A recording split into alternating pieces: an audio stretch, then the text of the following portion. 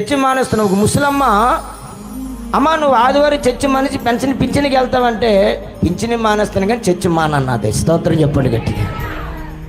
Senior citizen, వృద్ధప్యులు ఉన్న తల్లి, ఆ తల్లికి వందనాలు చెప్పండి ఒకసారి గట్టిగా స్తోత్రం చెప్పండి.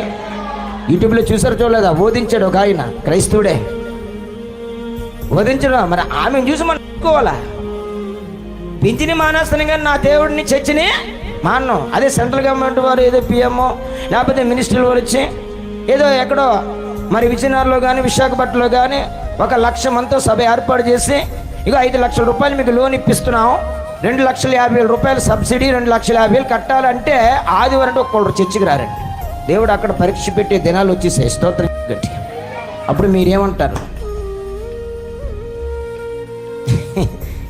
ఏమంటారు?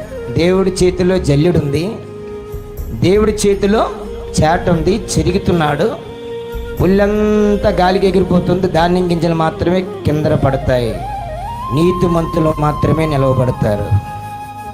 ఎలా ఉండాలంటే తీర్పు దినములోనికి రాకముందే ప్రతి ఆదివారం ప్రభు బల్ల దగ్గర తీర్పు ఉంది. ఏ బల్లమ్మా చెప్పండి? ఎవరు ఎన్ని గంటలకు ఆరాధనకు వచ్చారో, 10 గంటలకు ఆరాధన అంటే ఎన్ని గంటలకు ఆరాధన వచ్చారో ప్రభు బల్ల దగ్గర తీర్పు ఉంది. ఇప్పుడు కోర్టు ఉంది, జిల్లా కోర్టు కానీ స్టేట్ కోర్టు కానీ మరి ఇండియా సుప్రీం కోర్టు కానీ హైకోర్టు కానీ జిల్లాల కోర్టులు కానీ ఉన్నప్పుడు వాయిదాలకు వెళ్ళాలి. వాయిదాలకు వెళ్ళకపోతే ఏం చేస్తారు? ఫైన్ వేస్తారు, ఇంకా కేసులు ఎక్కువ స్టార్ట్ చేస్తారు, నీకు ఇంకా వాయిదాలు ఎక్కువైపోతాయి.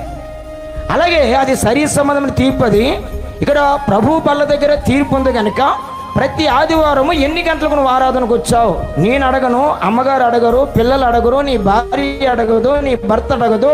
ప్రభు న్యాయాధిపతిని దేవుడు నీ క్రియలు బట్టి తీర్పు తీర్చునుగాక.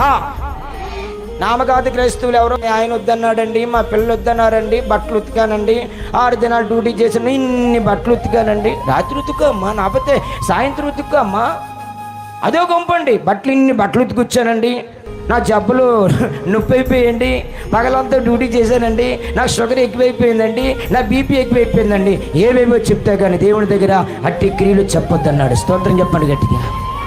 ఇక్కడ ప్రభు దగ్గర ఏముంది? ఇక్కడ బల్ల దగ్గర తీర్పు ఉంది.